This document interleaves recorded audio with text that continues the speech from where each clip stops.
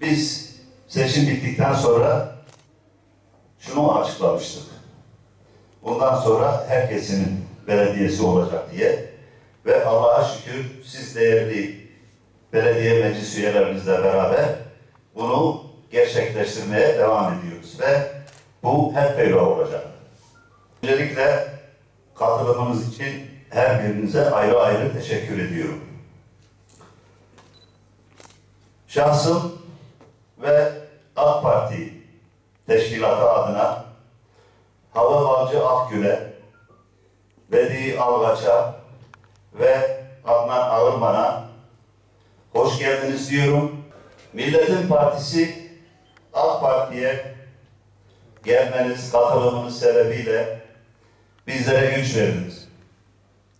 Şu andan itibaren sizler de en az Veysi Şahin'in hakkı neyse bu partide, Atilla Yarış'ın hakkı neyse bu partide, sizler de aynı haklara sahip olacaksınız. Bundan emin olabilirsiniz. Hizmet anlamında biraz önce dediğim gibi hiçbir zaman ayrım yapmadık.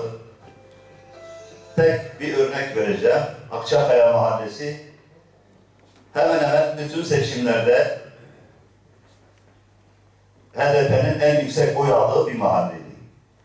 Ama biz seçimlerden sonra arkadaşlarımızla beraber yaptığımız teknik gezide oranın içler acısını gördük ve hemen işe koyulduk.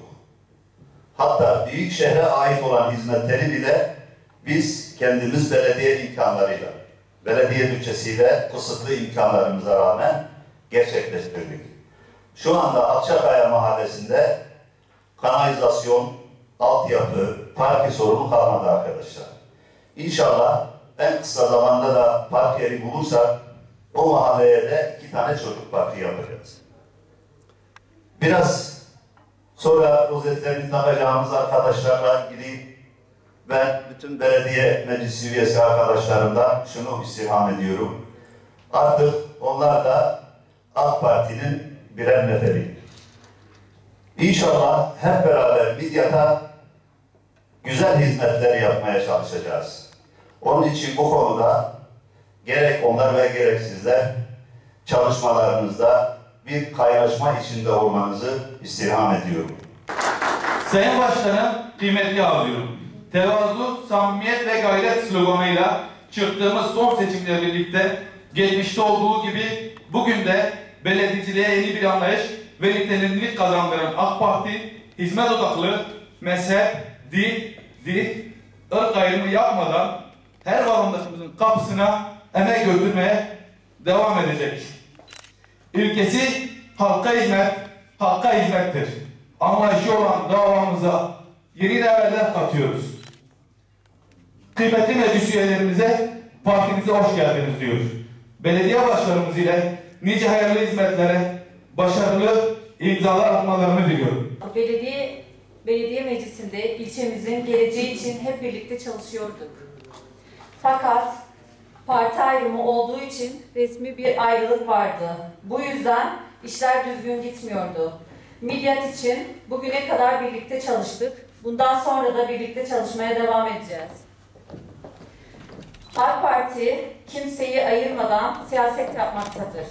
9 ay bağımsızda kaldığım süre içerisinde Midyat Belediye Başkanımız Sayın Veysi Şahin'in çok insancıl bir siyaset yaptığı, Midyat'ın tüm kesimine hitap ettiği, ayrım yapmadan hizmet ettiğini gördük.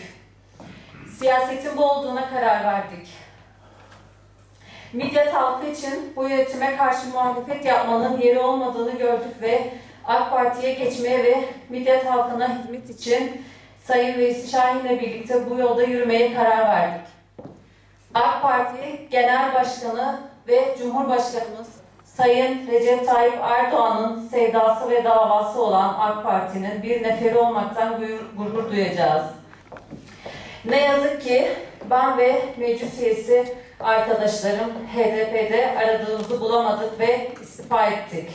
Bu geçişin Midyat halkımıza hayırlı olmasını temenni ederim. Teşekkür ederim.